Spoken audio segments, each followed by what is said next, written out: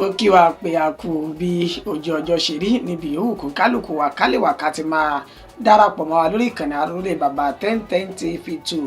níbi tá a ti mú ròyìn wá lájà balẹ̀ lórí bí nǹkan bá ti ṣe ń lọ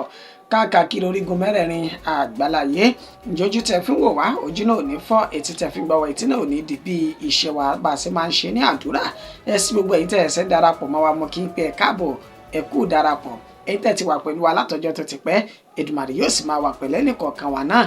Ìròyìn fún ti àsìkò yìí wọ́n dà látúnṣe bẹ́ẹ̀ tá a tún mú wá sí ojú móhùnmáwòrán yín. Orúkọ oníròyìn kò yí padà, àyànfẹ́ Elédùmarè yín náà ni. Gbọ́ kókó tí ń bẹ nínú ìròyìn náà ṣáájú ẹ̀kúnrẹ́rẹ́ rẹ̀ báyìí. Ìbúgbàmù àdó olóró èyí tí àwọn agbésùmọ̀mí tó lò tó wáyé ní ìpínlẹ̀ Zamfara ó ti rán ogunlọ́gọ̀ ènìyàn sọ́run ọ̀sán gangan báyìí. Ọwọ́ iléeṣẹ́ ọlọ́pàá ìpínlẹ̀ Ògùn ti tẹ akẹ́kọ̀ọ́ olùkọ́ èyí tó fi ẹgba pankẹ́rẹ́ fọ́ ojú ọ̀tún akẹ́kọ̀ọ́ rẹ̀ ní iléèwé alákọ̀ọ́bẹ̀rẹ̀. Ìjọba ìpínlẹ̀ Kwara ti já ráǹkì olùkọ́ tó na àgùnbánirọ̀ nílùkulù látàrí pé ó ní kò kí òun dáadáa ní ilé ìwé náà ní ìpínlẹ̀ Kwara. Ó kéré tán ènìyàn 12 ló ti ṣe bẹ́ẹ̀ jáde láyé báyìí nínú ìjàmbá ọkọ̀ èyí tó wáyé lópòpónà ní ìpínlẹ̀ Yobe. Ọwọ́ iléeṣẹ́ ọlọ́pàá ìpínlẹ̀ Ọ̀ṣun ti tẹ afurasí ọ̀daràn tó pa àgbẹ̀ sínú oko rẹ̀ èyí tó bí awuyewuye láàrin ìlú Ìlobù àti Ìfọ̀n Ọ̀ṣun. Ẹ gbọ́ ìròyìn náà lẹ́kùnrẹ́rẹ́ báyìí. Ìbúgbàmù àdó olóró àwọn agbésùmọ̀mí tó wáyé ní ìpínlẹ̀ Zamfara ti rán ogunlọ́gọ̀ ènìyàn sọ́run ọ̀sán gangan báyìí. Gẹ́gẹ́ bí ìròyìn náà bí ó ṣe ń tẹ̀ wá lọ́wọ́ ní agbègbè tí wọ́n pè ní Dansadu sí Gusau tí ń ṣe ìjọba ìbílẹ̀ Maru ní ìpínlẹ̀ Zamfara. Ó ní àwọn agbésùmọ̀mí náà ni wọ́n ti bo àdó olóró mọ́lẹ̀ lẹ́yìn tó dún gbàmù tó sì ṣe bẹ́ẹ̀ ná ọ̀pọ̀lọpọ̀ àwọn ènìyàn lọ sọ́run àrèmábọ̀ léyìí tó jẹ́ wípé wọ́n ń ṣe ìrìn àjò lọ sí ilẹ̀ ibòmíràn ni. Gẹ́gẹ́ bí ìròyìn náà bí ó ṣe ń tẹ̀ wá lọ́wọ́ nínú àlàyé tẹni tó jẹ́ olùgbé agbègbè tápẹ̀ ní Dansadawu yìí èyí tó ṣe fún àwọn oníròyìn tó sì ní ká fi orúkọ bo òun ní àṣírí. Ó ní àwọn ènìyàn náà ń bọ̀ láti abúlé Yatasha tí í ṣe ìpínlẹ̀ Zamfara tí wọ́n sì ń kọjá lọ sí ìletò míì nínú ọkọ̀ gọ́ọ̀fù èyí tí wọ́n wà. Ó ní tí àwọn kẹ́fìn pé ó fa ìbúgbàmù náà àti tó fi ààyè àtàǹfààní sílẹ̀ fáwọn agbésùmọ̀mí ọ̀hún ni pé kò pẹ́ yìí ó ní àwọn dáwọ́ jọ pọ̀ ní inú àdúgbò táwọn sì ṣiṣẹ́ táwọn ṣe àtúnṣe sáwọn ojú ọ̀nà tí kùdìẹ̀kudiẹ tó kù sí látọwọ́ àwọn olùgbé agbègbè. Ó ní àwọn lérò pé lásìkò táwọn ń ṣiṣẹ́ yìí ó ní àwọn agbésùmọ̀mí náà ó ní wọ́n ṣe bẹ́ẹ̀ tí wọ́n dá ọgbọ́n burúkú ìwà ìka wọn yìí nílò tí wọ́n ti gbin àdó olóró kalẹ̀ sí inú ilẹ̀ náà táwọn ọkọ̀ tó sì kọjá àti àwọn olùsìnrìn àjò tí wọ́n sì bá ìṣẹ̀lẹ̀ náà lọ. Lásìkò tá a fi ń kó ìròyìn jọ wọn kò lè sọ iye ẹ̀mí tó ti bá ìṣẹ̀lẹ̀ náà lọ, àmọ́ gẹ́gẹ́ bí olùgbé agbègbè míì ètò orúkọ rẹ̀ ní Abdullahi Dansadawu tó ní ọkọ̀ gọ́ọ̀fù ọ̀hún olókún fún ọ̀pọ̀lọpọ̀ àwọn èrò tó sì jẹ́ wípé ọkọ̀ oríṣi méjì ó ní ó gbiná jẹ lásìkò tí àdó olóró náà tó dún gbàmù. Ó ní ọjọ́ àìkú èyí tá a lò sẹ́yìn yìí níṣe ni àwọn ènìyàn burúkú náà ni wọ́n tún ṣe bẹ́ẹ̀ tádó olóró wọn tán sọ̀sẹ́. Ó ní àwọn tí ń lérò wọ́nà míì tí wọ́n tún gbà láti fi lè máa fi ẹ̀mí àwọn ènìyàn wọn dégbodò. Ó ní kán máa lo àdó olóró láti máa bò mọ́nú ilẹ̀ yìí. Ó wá ní fún ìdí èyí àwọn ń pe gbogbo àwọn tó jẹ́ ẹ̀ṣọ́ aláàbò kí wọ́n tètè ya wá tú àwọn sílẹ̀ kán sì wá gba àwọn kán ṣùgbọ́n àwọn lásìkò táwọn agbésùmọ̀mí tí wọ́n ṣe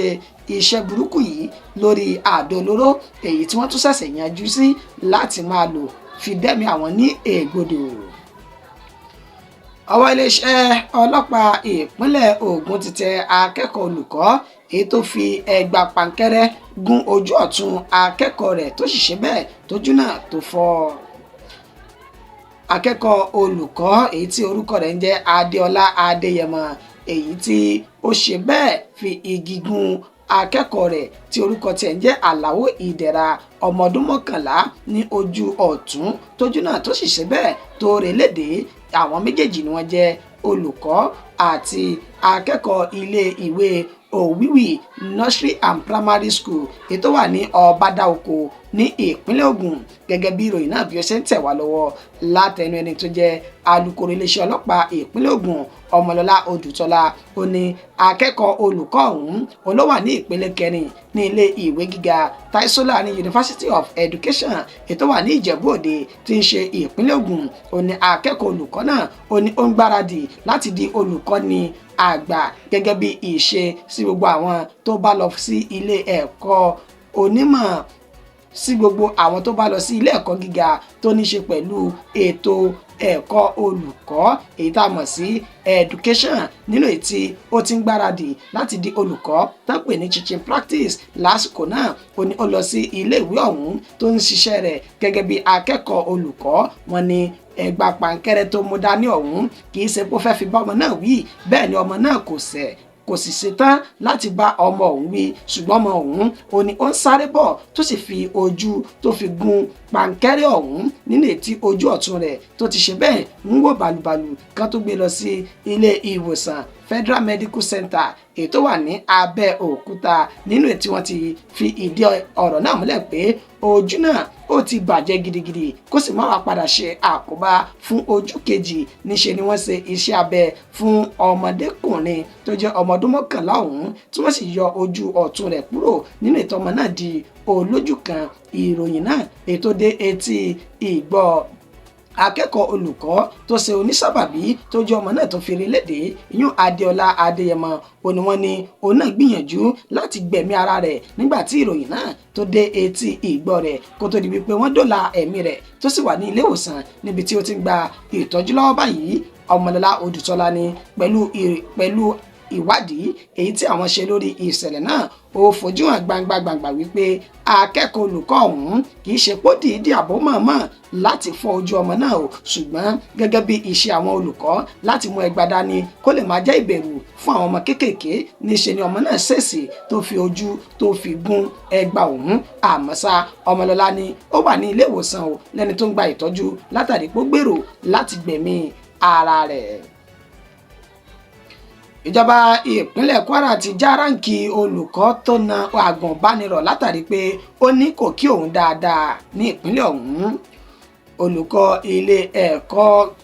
tí wọ́n pè ní Government Day Junior Secondary School tó wà ní Kulende ní ìlú Ìlọrin tí ń ṣe olúlu ìpínlẹ̀ Kwara Hamzat Fatima ó ní ìjọba ìpínlẹ̀ Kwara ni wọ́n ti dín ráǹkì rẹ̀ sẹ́yìn ní ọ̀nà méjì ọ̀tọ̀ọ̀tọ̀ èyí tí wọ́n sọ di mímọ̀ pé ó lu àgùnbánirọ̀ látàrí pé ó fẹ̀sùn kàn pé àgùnbánirọ̀ náà ó ní kò kí òun dáadáa. Gẹ́gẹ́ bí ìròyìn náà tó ń jáde láti ọ̀dọ̀ ẹni tó jẹ́ kọmíṣánná fétò ẹ̀kọ́ ti ìpínlẹ̀ Kwara Hajiya Sa'adatu Madibo àti ẹni tí ó jẹ́ alága fún Teaching Service Commission Malam Bello Tawhid Abubakaru táwọn méjèèjì fi ìròyìn náà léde wípé olùkọ́ tó ṣe bẹ́ẹ̀ tó lu àgùnbánirọ̀ náà ní ìlúkulù tó faṣọ ya mọ́ lọ́rùn tó sì ṣe bẹ́ẹ̀ ṣe báṣubàṣu ó ní àwọn ti dín ráǹkì rẹ̀ sẹ́yìn ní ìpele méjì ọ̀tọ̀ọ̀tọ̀ báyìí lórí ẹ̀sùn tí wọ́n fi kàn án lẹ́yìn tí àwọn sì ṣe ìwádìí ọ̀rọ̀ náà táwọn rí pé lóòótọ́ àti lódodo òun ló jẹ̀bi tó sì na àgùnbánirọ̀ náà ní ìlúkulù. Ẹ̀sùn tí wọ́n fi kàn ni pé kò wu ìwà ọmọlúàbí lẹ́nu iṣẹ́ rẹ̀ lẹ́yìn tó mú tó fi ń jà bẹ́ẹ̀ ni kò bọ̀wọ̀ fún aṣọ àwọn àgùnbánirọ̀. Bákan náà ni wọ́n tún sọ di mímọ̀ wípé ó jẹ́ ìwà ìdójútì fáwọn olùkọ́ tó kù lórí ìwà tó wù yìí èyí ló sì wá fà á tí wọ́n fi ní àwọn ti gbé ìgbésẹ̀ láti dín ìpele rẹ̀ padà sí ẹ̀yìn nínú ìtàn ti járáǹkì rẹ̀ lọ́nà méjì ọ̀tọ̀ọ̀tọ̀ tó ti fà á padà sẹ́yìn báyìí. Gẹ́gẹ́ bí àwọn àjọ ọ̀hún kọmíṣánná fétò ẹ̀kọ́ àti alága náà bí wọ́n ṣe sọ wọ́n ní ìpínlẹ̀ Kwara kò ní fi ààyè gbà bí tí ń wù kó mọ kí wọ́n máa wu ìwà kò tọ́ láàrin àwọn òṣìṣẹ́ ní pàápàá jùlọ kí wọ́n máa wu ìwà tí ò tọ́ sáwọn ènìyàn tí kò yẹ kí wọ́n ṣe bẹ́ẹ̀ kán hùwà bẹ́ẹ̀ sí lẹ́nu iṣẹ́ wọn. Ó kéré tán ènìyàn 12 ló ti ṣe bẹ́ẹ̀ jáde láyé níbi ìjàmbá ọkọ̀ ojú pópó tó wáyé ní ìpínlẹ̀ Yobe. ní òpópónà Baimari sí Geidamu ó ní ìjàmbá náà ó ti wáyé nígbà tí wọ́n sọ di mímọ̀ látẹnu ẹni tó jẹ́ ọ̀gá àgbà àjọ ẹ̀ṣọ́ aláàbò ojú pópó Livinus Yenzum tó fi ìdí ìṣẹ̀lẹ̀ náà múlẹ̀. Ó sọ di mímọ̀ wípé ní nǹkan bíi dédé agogo 10 alẹ́ ọjọ́ ìṣẹ́gun tí ń ṣe túsídẹ̀ẹ́ ó ní ìjàmbá ọkọ̀ náà ó wáyé ní ojú òpópónà pẹ̀lú bí ọkọ̀ àjàgbé tirẹ́là kan bó ṣe sá eré àsápajúdé tó sì di àdìmẹ́rù ẹrù nínú ètò òfìlọ́rẹ̀ yàbàrà lọ bá bọ́ọ̀sì kan ètò kó àwọn ènìyàn 12 sí inú wọn ní bí ó ṣe kọlù bọ́ọ̀sì ọ̀hún òní bọ́ọ̀sì náà ló gbiná jẹ tó sì jẹ́ wípé gbogbo àwọn ènìyàn 12 tán wà nínú bọ́ọ̀sì náà òní wọ́n ṣe bẹ́ẹ̀ tí wọ́n gbèkúrú jẹ lọ́wọ́ ẹbọra látàrí ìjàmbá ọkọ̀ ojú pópó náà níṣe ni ẹni tó jẹ́ ọ̀gá àgbà àjọ ẹ̀ṣọ́ aláàbò ojú pópó ó ti wá rọ gbogbo àwọn tí wọ́n wa ọkọ̀ àti àwọn tí wọ́n gun ọ̀kadà tó fi mọ́ àwọn tí wọ́n rìn lọ́nà pé lásìkò tá a wà tó jẹ́ ọ̀gbẹlẹ̀ yìí ẹja mọ́ kíyèsára torí wípé àsìkò yìí bí nǹkan bá lè ṣẹ́jú pẹ́rẹ́ báyìí iná àti gbà á tí ó sì ti sọ́dọ̀rin ni. Ọwọ́ iléeṣẹ́ ọlọ́pàá ìpínlẹ̀ Ọ̀ṣun ti tẹ afurasí ọ̀daràn èyí tó pa àgbẹ̀ sínú oko nílòbù tó dá awuyewuye àti rògbòdìyàn sílẹ̀ báyìí. Gẹ́gẹ́ bá a ṣe múròyìn náà fún wa wá ní àárọ̀ yìí wípé nílùú Ìlóbù àti Ìfọ̀n tí ń ṣe ìpínlẹ̀ Ọ̀ṣun níṣe ni nǹkan kò tún ṣe bẹ́ẹ̀ kò fararọ fún wọn o pẹ̀lú bí wọ́n ṣe bẹ́ẹ̀ ṣekú pa àgbẹ̀ kan sínú oko rẹ̀ ètò pè ní Síkírù Ọ̀nàlápọ̀ nílùú Ìlóbù ní agbègbè Òkè Èkútù nínú èyí tí àwọn ọmọ Ìlóbù náà ti ṣe bẹ́ẹ̀ tó ti ń dúnkokò wípé àwọn yóò ránró padà sí àwọn ènìyàn ìlú Ìfọ̀n tó ráwọn fura mọ̀ pé àwọn ará Ìfọ̀n ọ̀hún ó ní wọ́n ṣe bẹ́ẹ̀ tán wu ìwà náà níṣe ni ọ̀rọ̀ náà ti di yánpọnyán ni kó tó wá di wípé ìjọba ìpínlẹ̀ Ọ̀ṣun tàbí aláṣẹ àti olùdarí Adémọ́lá Adélékè ó ti pàṣẹ ètò ààbò èyí tó péye sí ìlú méjèèjì láti lè dẹ́kun rògbòdìyàn àbí wàhálà èyí tó wù kí wọ́n lè máa gbèrò láti fà lẹ́sẹ̀ níṣe ni iléeṣẹ́ ọlọ́pàá ìpínlẹ̀ Ọ̀ṣun látẹnẹni tó jẹ́ alukoro wọn Yẹmisí Ọ̀pálọ́lá ló ti wá fìdí ìṣẹ̀lẹ̀ náà múlẹ̀ pé àwọn ti fi páńpẹ́ òfin mú àwọn afurasí kọ̀ọ̀kan èyí tí àwọn mọ̀ wípé wọ́n mọ̀ nípa ọ̀rọ̀ náà bó tilẹ̀ jẹ́ pé kò fi orúkọ wọn léde nínú àlàyé rẹ̀ ó ní ìwádìí táwọn ń ṣe lọ́wọ́ tó bá ti fojú hàn gbangba táwọn sì rí òkodoro ọ̀rọ̀ àwọn yóò fi ojú àwọn oníṣẹ́ láabi náà àwọn yóò fi hàn dé àmọ́ báyìí o àlàáfíà tó péye ó ti ń jọba ní ìlú Ìlóbù àti Ìfọ̀n lẹ́yìn tí ọwọ́ pálábá àwọn tí afurasí náà tí ọwọ́ wọn ti ṣẹ́gi tó sì ti wà ní àkóló àwọn agbófinró tó ń ṣẹ́jú pẹ́upẹ́u lọ́wọ́ báyìí.